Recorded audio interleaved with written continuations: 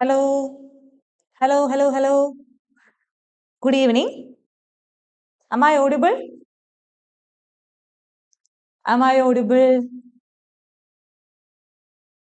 If yes, you can give me thumbs, okay? Okay, so welcome back. Welcome to Go Score Learning, GCC's fastest edtech company. So again, here I am, Amala and Jose, and today we'll be going to discuss a new chapter. Okay, that is the first chapter of a biology textbook in grade 12, sexual reproduction in flowering plants. It's a simple topic that you can learn easily. Okay, so what is there in this chapter? You have to study about what is the what are the different parts of a flower, then microsporogenesis, megasporogenesis, pollination, fertilization, and seed. These are the things that we have to study in this chapter. Today we will be discussing only a few things, and in the next coming class we'll finish this chapter. Okay, so we will have two parts for this chapter. In part 1, we will be discussing with microsporogenesis, the structure of pollen grain, and then megasporogenesis, the structure of megaspore, sporangium, and what is there inside, that is megaspore, right? So after that, we will be discussing with pollination. Okay, these are the few topics that we will be seeing today. Okay, so next we will be moving into our topic, that is parts of a flower. Okay, so this is the simple thing that you have been learning from grade 8th to 12th, right? Yes or no? Yes. So what are the different parts of flowers? Can you please say? Can you please comment in the comment box? It's simple, right? What are the different parts? What are the different parts?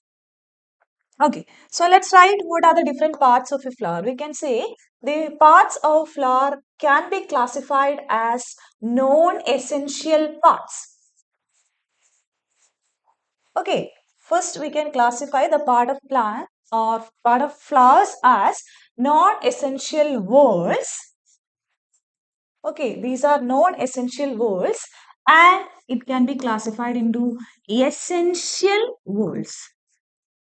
Okay, non-essential words and essential words. See, in the name itself, we can identify what is the meaning of non-essential words and what is essential words. Dear students, we have to know that what is essential words. What is the meaning of essential word? Essential words are the words which take part in reproduction. Okay, they participate in which process? Reproduction. Okay, so the other one, what is the other one? It is non-essential words. Non-essential words are the words which does not take part in what we can say in reproduction. Okay, these are the two different parts. First one, it is non-essential word, and second one is essential word. So what are the non-essential word and essential words? Okay, let's see. Let's see. If you are considering a flower, if you are considering a flower, this is a flower. Consider this as a flower, okay? This as a flower part.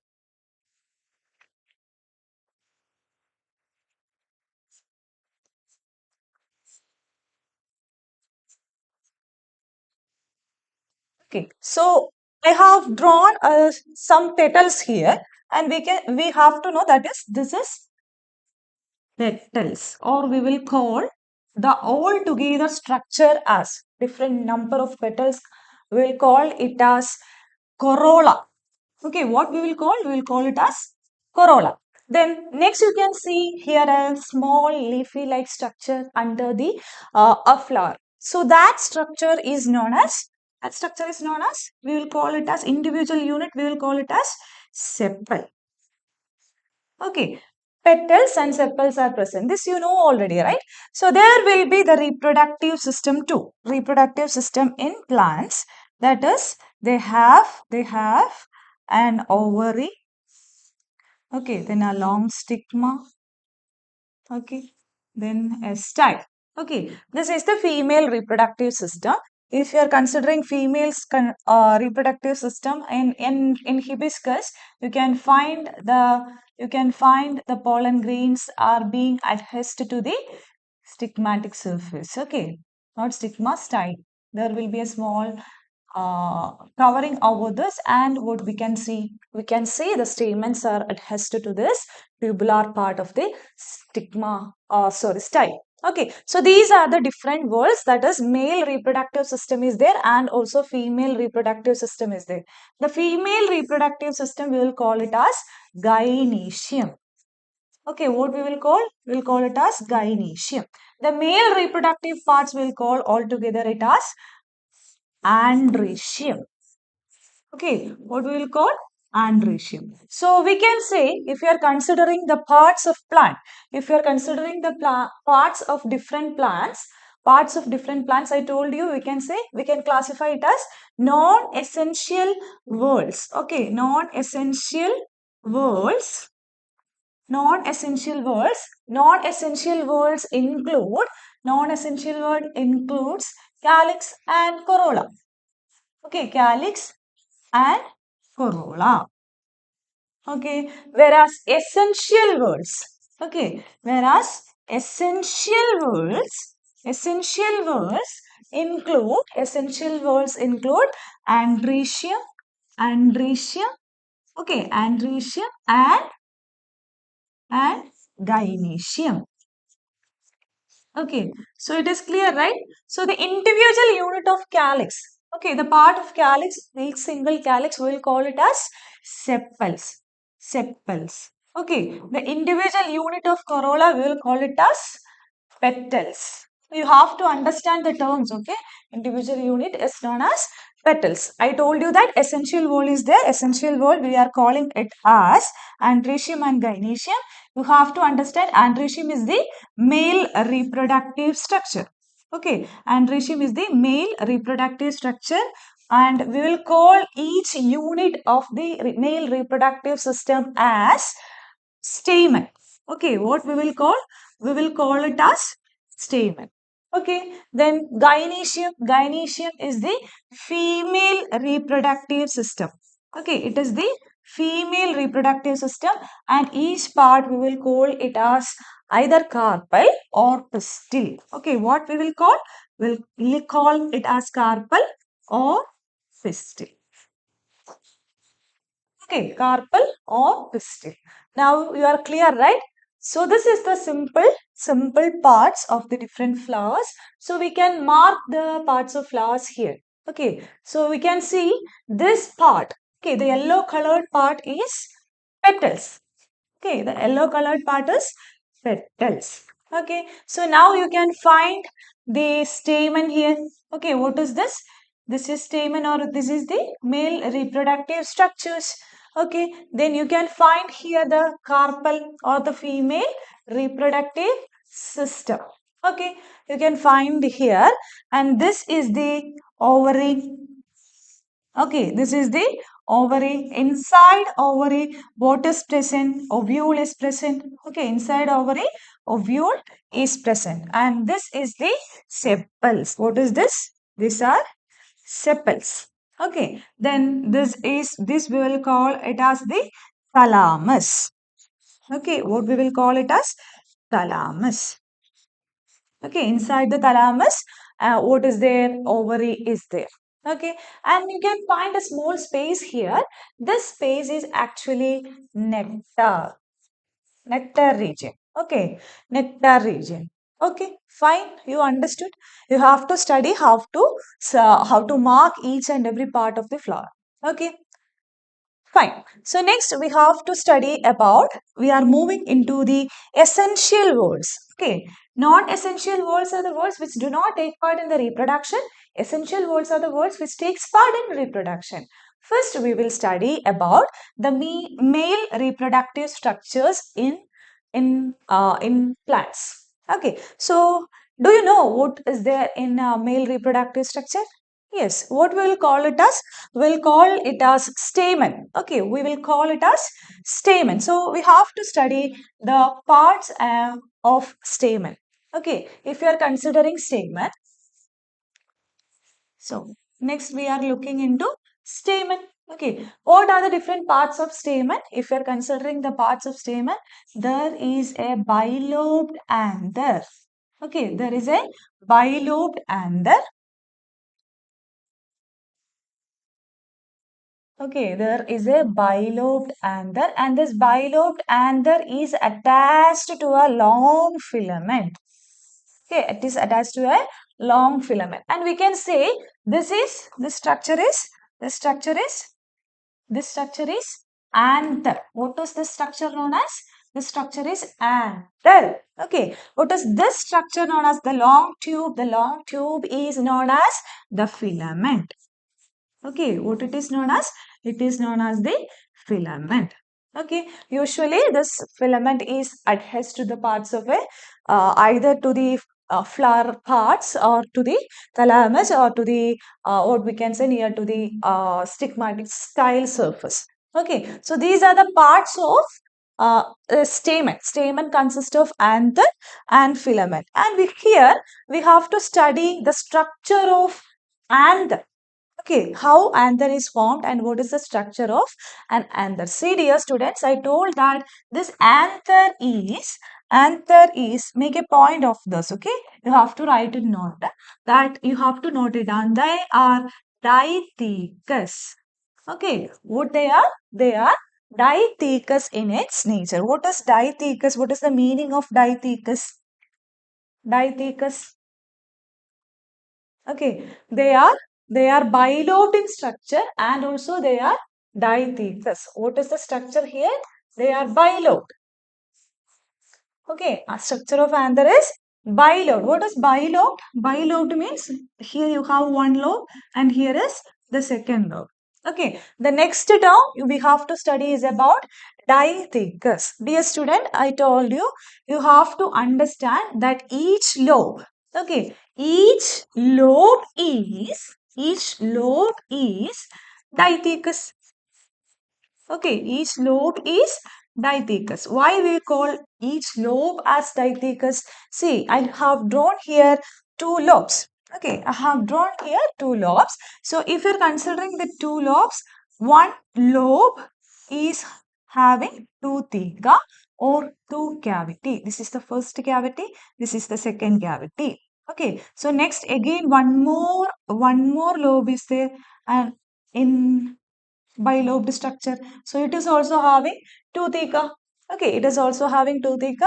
Here is the first theca and here is the second theca. Okay, so when you are looking into the structure of anther, if you are taking a cross section of this structure of anther, you will be seeing that it is butterfly like structure. Okay, if a butterfly like structure, and inside this, what is growing inside this pollen grains will be growing. Okay, so we have to study the two terms. Here you have to keep in remember that you have to study the two terms. What are the two terms that you have to study here? It is bilobed in nature. Okay, and there is bilobed and also and there is dithecous. Each lobe is dithecous. Okay, dithecous means it has cavity, two cavity. Okay, how many cavity it has? It has two cavity. Okay, this is the structure of what we can say anther. Okay, so now we have to study the structure of anther in detail and how microsporogenesis is taking place. Okay, inside the anther, pollen grain is formed, right? We have to study how pollen grain is formed. For that, first we have to study the structure of what anther. Okay, let's study the structure of anther. Okay, or structure of microsporangium. We'll call it as microsporangium. Okay, so how the microsporangium is formed and what are the different structures of microsporangium? I told you that it is the structure is bilobed in structure. Okay, bilobed in structure and also it is having two theca or two cavities. Okay, it is having two theca or two cavity. Okay, each lobe has two cavity. So we can say there are different layers in this particular condition or in this microsporangium. What are the different layers? This is the outermost layer. Okay, if you are considering the next layers, there are some protective wall layers. Okay, there is endothecium, then protective wall layers. Then there is a tapetum. Inside the tapetum, there is a mass of cell called sporogenous tissue. What is the mass of cell called? It is sporogenous tissue. So we can draw the outermost layer. Okay, what is the outermost layer known as? The outermost layer is known as epidermis. Okay, it is known as epidermis. Okay, so the second layers, few layers with the cell. Okay, there are some kinds of cell inside. Okay, it is nucleated. It is nucleated. Okay, there are cells uh, inside the cavity. Okay, fine. So the next layer of cells is known as endothelium. Okay, next layer is known as endothelium. First layer is epidermis. Next layer is endothelium. Okay, so next layers are known as middle layers. What does it is known as? It is known as middle layers. You will have middle layers. Okay, middle layers. And finally, before the sporogenous tissue, you have one more layer, and that layer is known as tapetum. Okay, what is that layer known as? Tapetum. Okay, so inside all these protective layer, there is a group of cells. Okay, there is a group of cells. This is very important. There is a group of cells, and this group of cells is known as sporogenous tissue or microspore mother cell. It will be acting as microspore mother cell. We'll study that in detail. Okay, so how we can say what is this? What is this? This is known as sporogenous tissue from where the spores are arised. Okay, so you understood what are the different layers, right? And the structure of microsporangium. Yes or no? Yes. So if you are considering the structure, what are the different structures present? The outermost layer is known as epidermis. Inner towards the epidermis, what is present? Endothelium is present. Below endothelium, there are middle layers, and then finally the different layers comes to an end with a tapetum. Okay, and inside the tapetum, inside that layer, what is present? Sporogenous tissue is present. So we have to study what are the functions of all these layers and sporogenous tissue. Okay, so let's write the functions of each and every layer. Okay, so what is the functions here for epidermis, endothelium and middle layer? Okay, all these three layers will be functioning together. All these three layers will be functioning together, and this is known for protection. Okay, what is the role? What is the role? It is for protection. They are known as wall layers. Okay, wall layers include epidermis. Okay, epidermis, endothelium, endothelium. Okay, and the middle layer. And the middle layer. Clear? Okay, this is for protection. Then next layer you can see here it as tapetum. What is it known as? What is it known as? Tapetum. Okay, what is the function of tapetum, my dear kids? The tapetum is for nutrition. Okay, the tapetum is for nutrition. What is the function? The function of tapetum is to provide nutrition to the growing sporogenous tissue. Okay, so next the sporogenous tissue is there. The sporogenous tissue will be undergoing different processes to form the microspore. Okay, clear? Is it clear? If yes, you can give me thumbs. Okay, fine. So we will be discussing the structure, the textbook structure. Here you can find the textbook structure. Okay, so what is the first layer known as? Once again, repeat first. What is the first layer known as? It is epidermis. Okay, what it is? It is epidermis. Okay, what is the second layer known as? The second layer is known as endothelium. Okay, what is the next few layers known as? The next few layers are known as middle layers. Okay, the next layer is known as middle layers. Okay, what is next layer known as? This layer is known as, this layer is known as, what it is? Tapetum. Okay, what it is? Tapetum. The final mass, it is known as the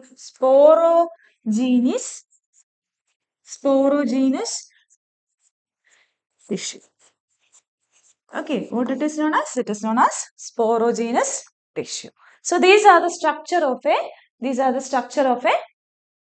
microsporangium. Okay, microsporangium. So as I have mentioned, there are two lobes. Okay, there are two lobes. Each lobe is having two cavity or dithecus. Okay, it has two lobes. It has two lobes, and within the lobes, what is there?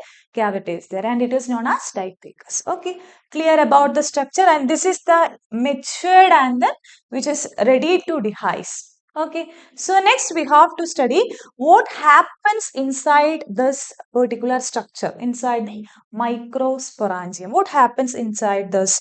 What happens? So next we have to study about microsporogenesis. First we have to understand how to define microsporogenesis. Okay, microsporogenesis is the formation of microspore from the microspore mother cell. Okay, from the microspore mother cell, what happens? It undergoes meiosis and produces microspore. Okay, so there I have told you there is sporogenous tissue, right? There is sporogenous, there is sporogenous tissue. And what happens to the sporogenous tissue? Each cell of the sporogenous tissue. For example, here is a massive cells. Okay, a group of what we can say a mass cells of. Okay, so this can be.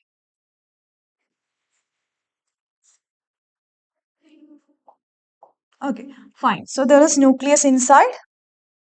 We can draw it with other color. So there is nucleus inside. Okay, there is in every cell there is a nucleus. Consider this as the sporogenous tissues. Okay, these are sporogenous tissues. So here you can find many number of cells, right? Many number of cells. 1, 2, 3, 4, 5, 6, 7, 8, 9, 10, 11, 12, 13, 14. Okay, it has that much of amount of cells. Okay, among these, every cell or each cell of the each cell of the sporogenous tissue can undergo a process. It can be known as microspore mother cell. Okay, it will be acting. Each cell will be acting as microspore. What it will be acting as? It will be acting as microspore mother cell. Okay, mother cell. We will call it as microspore mother cell. Okay, so next what happens to this microspore mother cell? Microspore mother cell will undergo, each microspore mother cell will undergo a process known as meiosis. Okay, meiosis. It will undergo meiosis. If meiosis is underwent, then one cell will be transformed into four cells. Okay, one cells will be combined together to form a four cells. And by this formation of four cells, it will be acting as a tetrad. Okay, it will be acting as a tetrad. When the water is dehydrated from this structure and when it gets mature, what happens? This tetrad, inside tetrad. So, if you're considering one cell, this is one cell, microspore mother cell. Okay, this microspore mother cell undergo meiosis and forms four cells. Okay, it undergoes meiosis and it forms a four cells. And the four cells are present in the tetrad. Okay, it is present in the tetrad. So this tetrad, when it gets matured, it releases. Okay, it dehisced, it releases and form individual pollen grain. Forms individual pollen grains. Okay, so this is the process of formation of microspores. Okay, simple it is. Sporogenous tissue is present. The sporogenous tissues will be under acting as each cell of the sporogenous tissue will be acting as a microspore mother cell. Microspore mother cell undergo which process? Meiosis. After meiosis, what happens? One cell it will be converted or divided into four cells, and this four cells will be acting as the tetrad. Okay, so this tetrad will be forming. Inside the tetrad, four cells are there. That four cells will be acting as the pollen grain. Okay, so very simple. It is very important. Okay, so now we have microspore with us, right? Now we have microspore with us, and this microspore is then known as pollen grain. Okay, so next we have to study the structure of pollen grain. What it is? Structure of pollen grain. So, see, this is a single cell. Inside the cell, there is a nucleus. Okay, inside the cell, there is a nucleus. Next, we have to study how the pollen grain is made up of. How the pollen grain is made up of. Simply, we can say they have an outer wall. Okay, outer wall, and there is an inner wall. There is an inner layer or outer layer and inner layer is present. Okay. So what is the outer layer known as? The outer layer is known as exine. What is this? Exine. Okay. Next, the inner layer is present and inner layer is known as indine. Okay, what it is known as? Indine. Outer layer it is known as exine, inner layer it is known as indine. What is the speciality of exine? Exine is made up of the most thickest substances present in earth. That is sporopollenin. What it is? Sporopollenin. Okay, sporopollenin. What is the speciality of the sporopollenin? It is the thickest layer. Okay, it is the hardest layer and it can withstand different extreme conditions and also it can withstand the acids and alkalis. Okay, so that it is preserved, different preserved culture can be studied. So we have to think that see the pollen grains will be under an arrest condition until they reaches a proper stigmatic surface. Okay, so it has to get protected. For the protection, what is there? Outer wall is there and outer wall is known as exine. Exine is made up of sporopollenin. Okay, then this sporopollenin helps in the protection of this pollen grains. And also we can say it is used for the paleontological studies since it can withstand different types of climatic conditions. Okay, so next we have to study is about inner layer and what is this inner layer known as? Inner layer is known as intine and this intine has or we can say intine is made up of cellulose. Okay, and also one more is there, one more molecule is there and it is pectin. Okay, cellulose and pectin. Outer wall is there and inner wall is there. Outer wall is known as exine and inner wall is known as intine. What is the function of both these layers? These are important. Many a times questions has asked from this portion. Okay, this portion is very, very important. What is the structure and what does it is made up of? Simple, right? It is made up of outer exine. Exine is having sporopollenin and inner intine. Inner intine, see, this is outer exine. Okay, this is outer exine. Okay, then this is inner intine.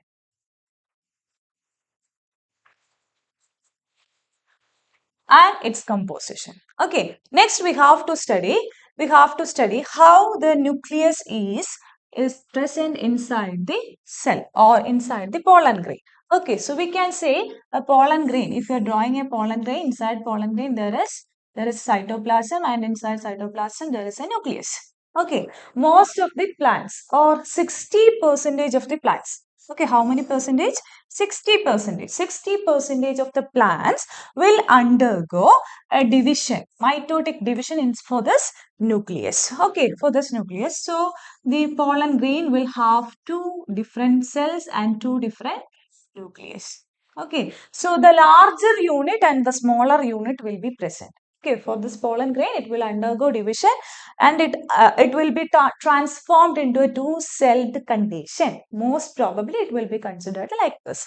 Okay, inside this two cell, we can say one cell is known as vegetative layer. Okay, one cell, what the largest cell we will call it as vegetative layer. What layer it is? Or what we will call it as vegetative tissue. Okay, then next layer or next cell is known as vegetative cell and generative cell. Okay, what it is known as vegetative cell and generative cell. What is the function of vegetative cell? It helps in the formation of, what does it helps? It helps in the formation of pollen tube. Okay, what it is doing, or it is helping the plants to form pollen tube.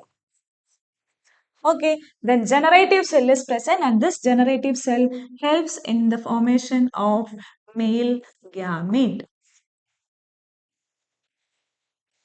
Okay, so here we have to understand that this is having a cytoplasm. Inside the cytoplasm, there will be nucleus, and that is known as largest cytoplasm engaging unit is known as vegetative cell, where the generative cells are floating inside. Okay, so this generative cell has one nucleus. Sometimes in some plants, it will undergo division. Okay, the generative cell will undergo the division and it will form two nucleus. Okay, it will form two nucleus for the fusion purpose of, or we can say for the process of fertilization. Okay, so we can generalize like this. In generally, the plants, most of the plants is undergoing division as vegetative cell and generative cell with one nucleus. Okay, but in some plants, around 30 to 35% or 40% of the plants will have division even after, that is generative cell will be divided into two.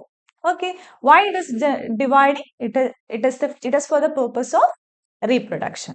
Okay, clear? So that is the structure of pollen grain. Simple. So we have finished until the male reproductive structure. Okay, next we have to study about the female reproductive structure. Okay, next it is about the female reproductive structure. Okay, so what is there in female reproductive structure, or what we will call it as, we call this structure as pistil. Okay, what we'll call it as pistil. Okay, so what is there in pistil, or what we can say in carpel? Okay, so we can draw the structure here. This is stigma. There is a long tube. There is a long tube, and this long slender tube is known as style. Okay, this is style, and there is a swollen base. Okay, and there is a swollen base.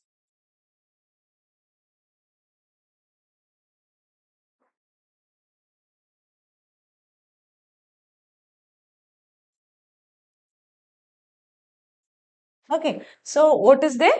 Stigma is there. We can call it as stigma.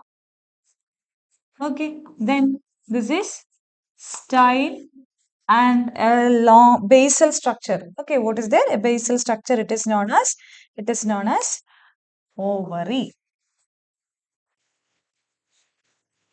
Okay, what is the ovary? So, stigma style ovary is the female reproductive structure. What is the function of stigma? Stigma is the landing surface for the pollen grains. If pollen grains are present, pollen grains have to be come and reach into this, and then they have to form the pollen tube. Okay, all those functions will be taking place inside this, or on the surface of the stigma.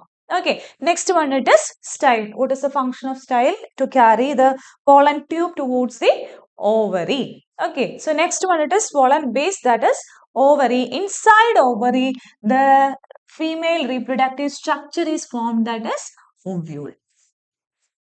Okay, inside ovule, what is present? Egg apparatus is present.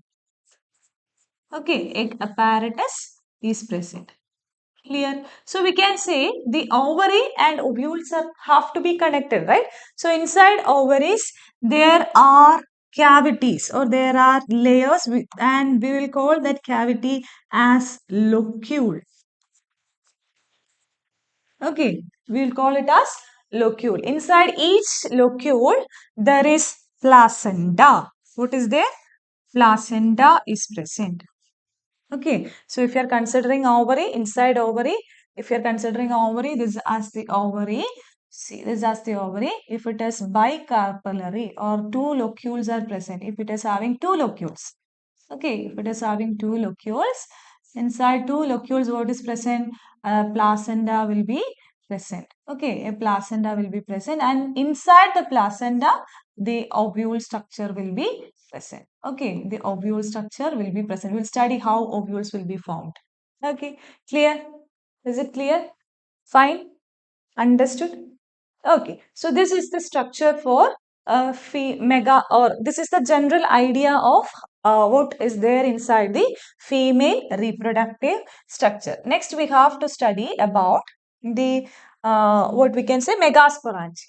Okay, before that, we have to study about how the megasporangium is formed, and also we have to study about the different conditions in flowers. Okay, so I told you that this female reproductive system, it can be known as carpel. Okay, what it is known as carpel. So we can say the carpels will be either monocarpellary. Okay, monocarpellary or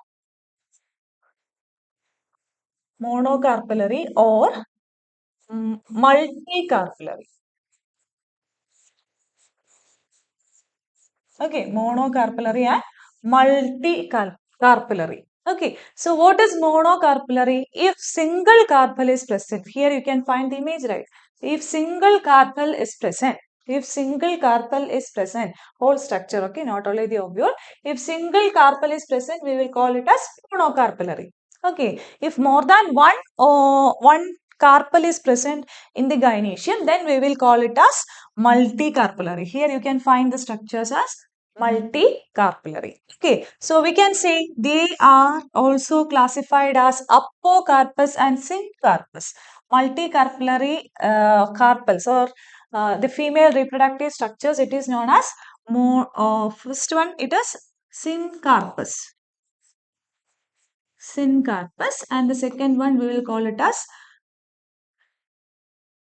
apocarpus. Okay, what we will call it as? We will call it as apocarpus. What is syncarpus known as? Syncarpus simply means that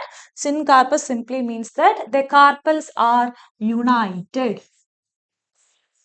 Okay, carpels are united. If the carpels are united, we can say that it is syncarpus flower. Okay, if it is apocarpus, we can say that the carpels are free. Free carpels are present. Okay, so these are the terms that you have to study here. What is monocarpellary, what is multicarpellary, what is syncarpus, and what is apocarpus. Okay, we can say these two structures are multicarpellary structures, and this one is syncarpus. You can find the joining here. Okay, all the carpels are joined, so we can say they are syncarpus. They are syncarpus. Okay, here you can find the carpels as free carpels. So we can say the carpels are free, that is apocarpus. Okay, apocarpus. Is it clear? Is it clear? Fine. Okay, next we have to study how this structure is formed, or microsporangium is formed. Okay, how microsporangium is formed, and inside microsporangium, how egg apparatus will be formed. Okay, so this is the structure of an ovule. Okay, this is the structure of an ovule. How it is? See, if you are considering, as we have said, there is microspore mother cell in the case of male reproductive system, right? So here we have to understand what is the female reproductive structure. We will call it as microsporangium. So this microsporangium is having different layers. Okay, if you are considering the microsporangium, we can say there is an egg apparatus inside, and we will study how it is formed. Okay, then there is a nucellus, and outer integument will be there, inner integument will be there. Okay, So this is the structure of an anatropous ovule. Okay, so what is there? There is outer, we can say the outermost layer as outer integument. Okay, this is known as outer integument.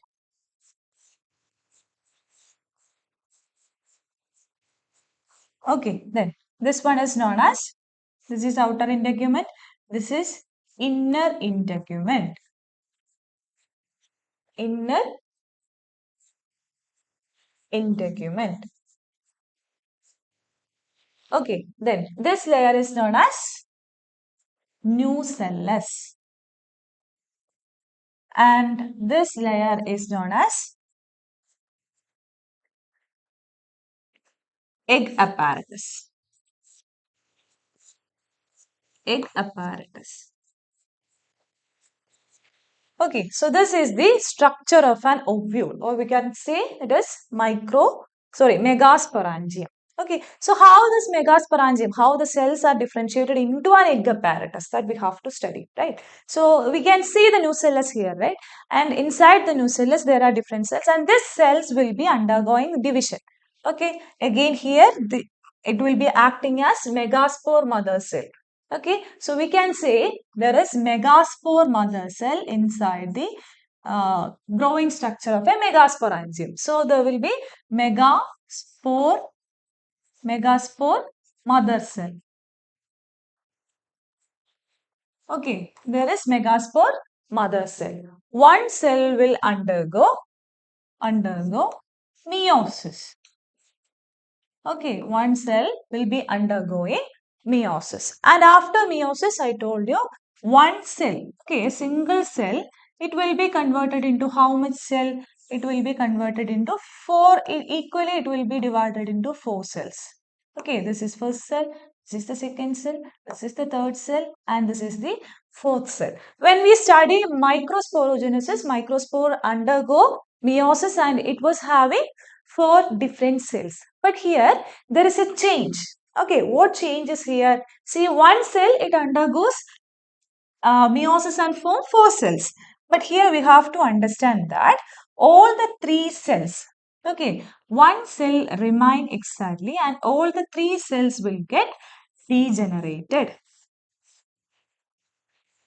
Okay, it undergoes degenerated and the only one cell, okay, one cell will be undergoing next set of mitosis division to form the egg apparatus.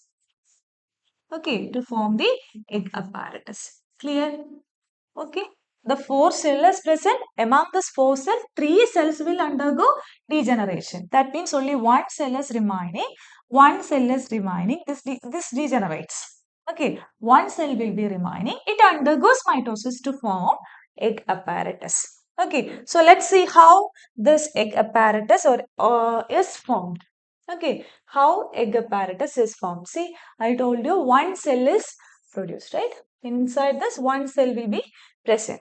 Okay, and this one cell will undergo division. This one cell, inside one cell, there will be one nuclei, this two nuclei, the one nuclei will undergo the division as two nucleus. Okay, then this two nucleus will be undergoing division to get four nuclei. Mitotic division, okay. So it will be having four nucleus.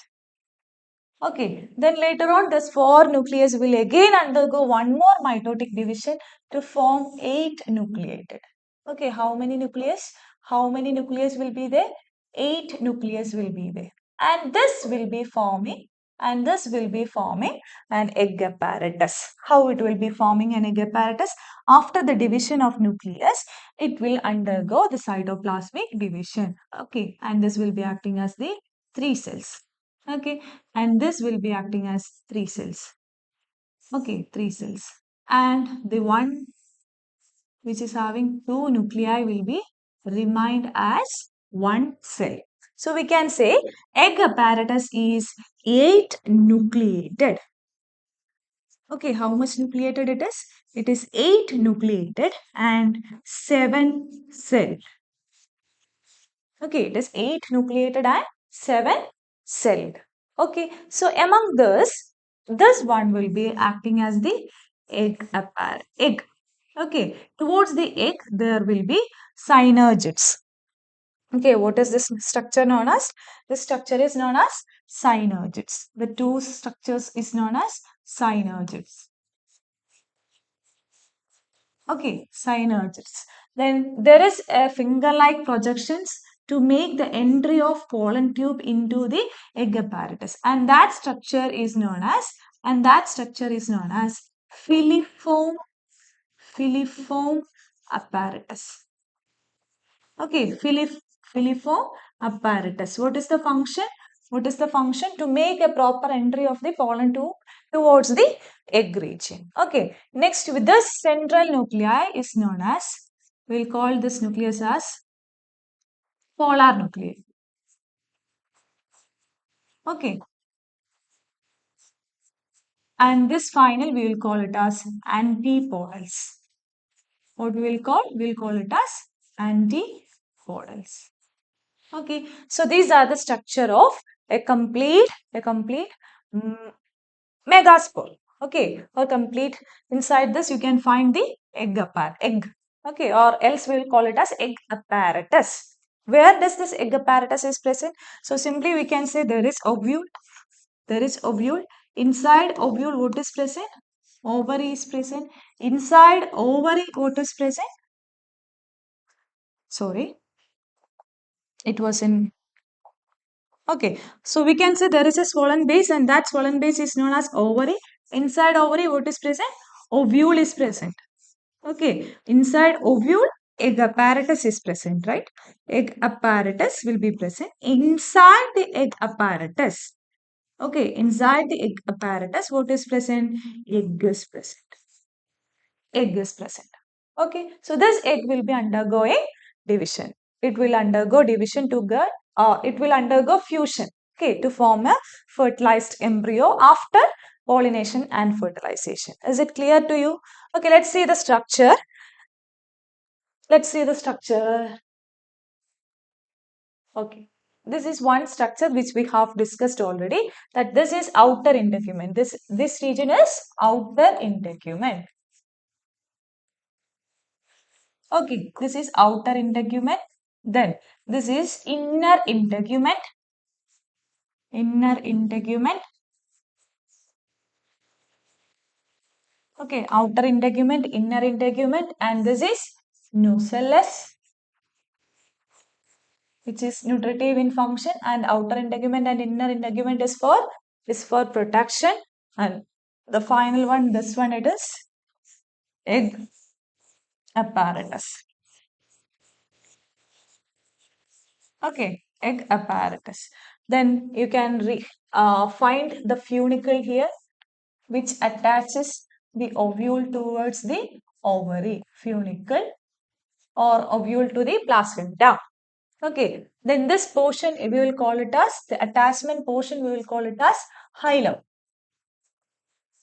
Okay, hilum. So this region we will call it as chalasa. Okay, this region is we'll call it as chalasal region. And this region, where there is a small opening, this region is known as micropyle region. That region also you have to study, okay? Micropyle region, where there is a small opening. Okay, opposite to that region, it is known as chalaza. Okay, fine. So you understood, right? Understood about the structure.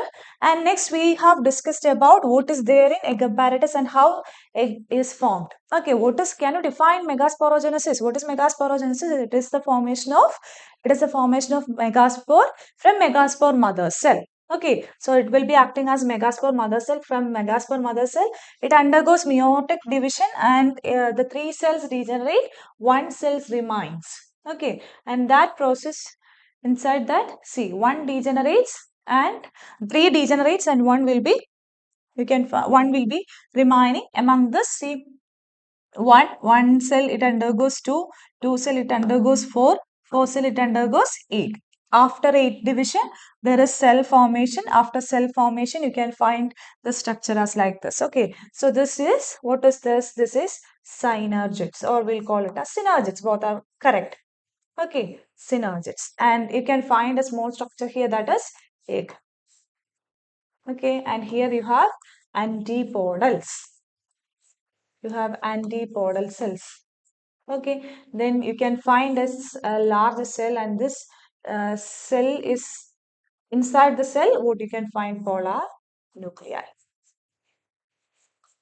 central nucleus or central nuclei. Okay, so this is all about the structure of megaspore. Okay, microsporogenesis and megasporogenesis. It is important. Why? Because you will have some for sure from this two part there will be one question in your question paper, and also it will be either of 3-mark question or a 5-mark question. Okay, so you have to be thorough with the structures and also what is the process behind happening. Okay, clear? Fine. Is it clear? So next we will be discussing a simple one more topic, that is pollination. Okay, you know what is pollination, right? Pollination is very much necessary. We people are very much fond of flowers, right? So what is pollination? And also without pollination there will won't be a fertilization. Without fertilization we don't will not get the what seeds. Okay, so fertilization, pollination is very much important. So what is pollination? What is pollination? See, this transfer of, okay, transfer of pollen grain. Okay, transfer of pollen grain from stigma to surface. Okay, from where? From stigma, from stigma to, sorry, from anther to stigma. Okay, transfer of pollen grain from anther to stigma. It is known as pollination.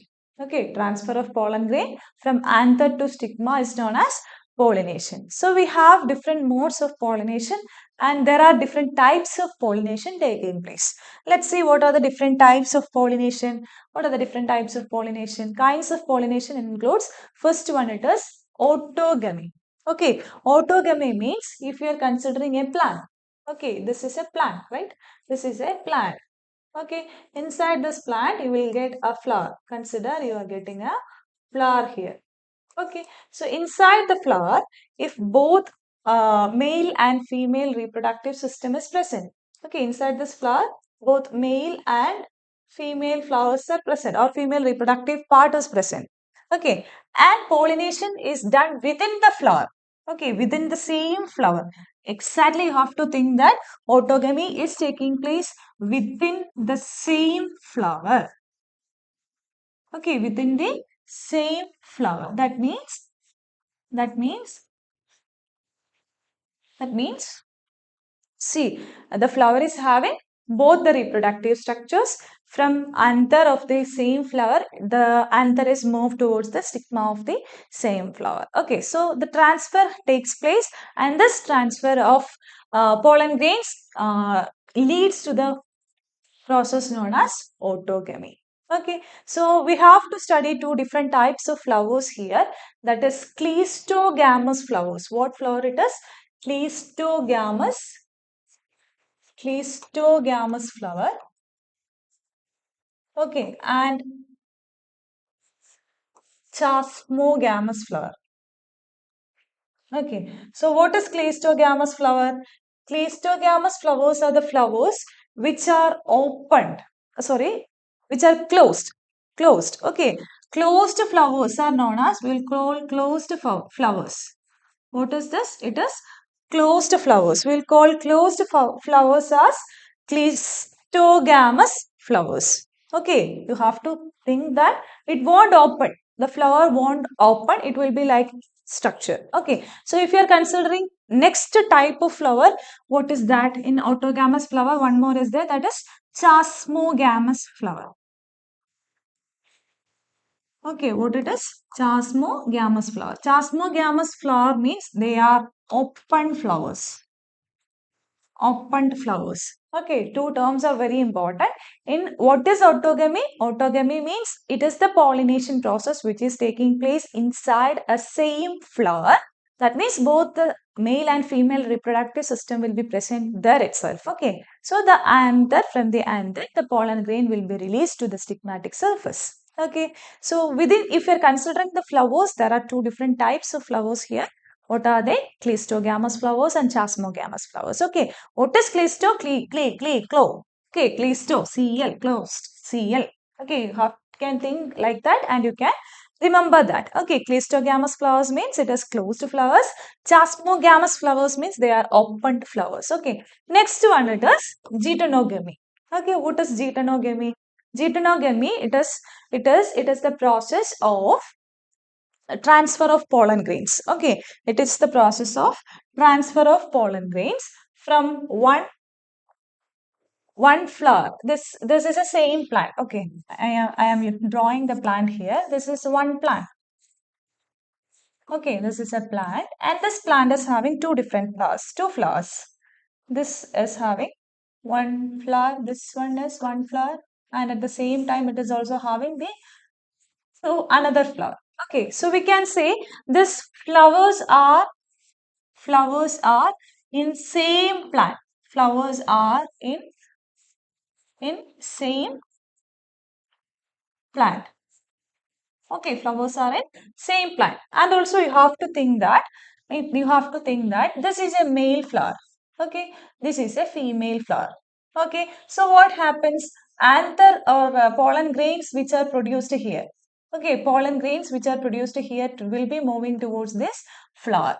That we can call it as pollination. Okay, transfer of pollen grains from anther to the stigma of the another flower of the same plant. It is known as geitonogamy. Okay, what is the speciality here? It is a kind of cross pollination, but it is genetically similar to that of self pollination. Okay, in autogamy there is self pollination is the only possible way. In the next one, second one, geitonogamy, it is, we can say, a kind of cross pollination where the flower is genetically similar. Why it is genetically similar? It is present in the same plant. Okay, it is genetically similar because the flowers, both the flowers are present in the same plant. Okay, clear? That is about geitonogamy. Then third one, what we have to study, it is about xenogamy. Okay, what is xenogamy? Xenogamy is the next term that you have to study. What will be xenogamy? What will be the xenogamy? Okay, xenogamy. Xenogamy means, see, if this is a plant. Okay, this is a plant, and it is possessing a flower. Okay, next here another flower, another plant of same species. Okay, of same species. It is also having a flower. Okay, so we can say that this is plant 1. Okay, and this is plant 2. Okay, plant 1 and plant 2. So this same species of plant. Okay, the same species is possessing the flowers. This will be, we can consider this as the male flower. This as the male flower. Okay, and this as the female flower. Okay, what happens here? The pollen grains of this male flower will be transferred to the female flower. Okay, female flower. So, what happens here? Male flower. Pollen grains are being transferred from one particular plant to the next plant it is. Okay, if we are considering the geitonogamy, the pollination takes place among the same plant, different flower, same plant, but here it is different flowers. Okay, here the condition, what is the condition here? It should be in different flowers. Okay, and also it should be in different plants of same species. Okay, different plants of what? Of same species. Okay, of same species. Okay, so we can say it as a pure cross pollination. Understood? Clear? Okay, so next we have to study about a small one more topic, that is agents of pollination. Okay, what are the agents of pollination? See, there are two factors, that is abiotic and biotic. Okay, abiotic and biotic. What are the factors which is involved in abiotic? It is mostly wind pollination and also water pollination. Okay, wind, water pollination. In the case of biotic pollination, it is the insects, then birds, we can say butterflies. Okay, butterflies, etc. Okay, so here there are some kinds of adaptations for the plants which is taking place in wind pollination, water pollination, and this insect or birds or butterflies. Okay, so if you are considering wind pollination, see, it should be lightweighted. Okay, the stigmatic surface or the female reproductive structures, we can call it as it is a feathery structure, feathery stigmatic surface will be present. Okay, and it is very lightweighted. Pollen grains are also very lightweighted, so it can be transferred from one flower to the next flower. Okay, so grass families mostly we can consider it as wind pollination. Okay, they doesn't have any particular color. They are mostly light shaded flowers. Okay, but in the case of water pollination, all aquatic plants are not having this water pollination. What is actually the bryophytes? For if you are considering bryophytes, it should have the water surface for its fertilization. Okay, such kind of pollination or such kind of movement is known as water pollination, which means that the water, the pollen grains and the stigmatic surface will be submerged inside the water. Okay, some another case, the plants, another aquatic plants we can consider, it will be moving from or we can consider as insect pollination. Okay, insect pollination will be taking place inside the water pollination. Okay, these plants also does not have any attractive color. Okay, and also the stigma and it will be ribbon like structures. Pollen grains will be ribbon like. Okay, so these are the characteristic features of the flowers, have the characteristic features or adaptations to adapt the mode of pollination. The last one, it is insect pollination. Insect pollination, the characteristic features, all the plants will be brightly colored. Okay, they will have large sepals, large petals. They will have large petals, and also they will have what we can say bright. They are brightly colored. Okay, they are brightly colored. Why it is brightly colored? The insect has to get pollinated. Okay, the insect has to get attracted. For attracting the insect, the plant has to give some rewards. So, in order as giving the reward, okay, what it is, we can say the plant is providing nectar. Okay, plants of insect pollination, they will provide nectar. Why they are providing nectar? It is acting as a reward for the insects for their pollination. Okay, for their pollination. So we have to study about three different types of pollination. What is that? Basically, we can classify it into biotic and abiotic. Biotic, it includes insects, birds, bats, etc. Then if you are considering what the next one, abiotic, water pollination and wind pollination is possible. You have to learn the example Vallisneria in water pollination. Okay. In Vallisneria, actually, it is the pollination is done by the insect, not the water pollination is done. Okay. So that's all about today's class. The further topics will be continued. Okay. What we can say, we'll discuss in the next classes. Only a small topic is remaining that we will complete in the coming next class. So stay tuned until then. Bye bye. Thank you.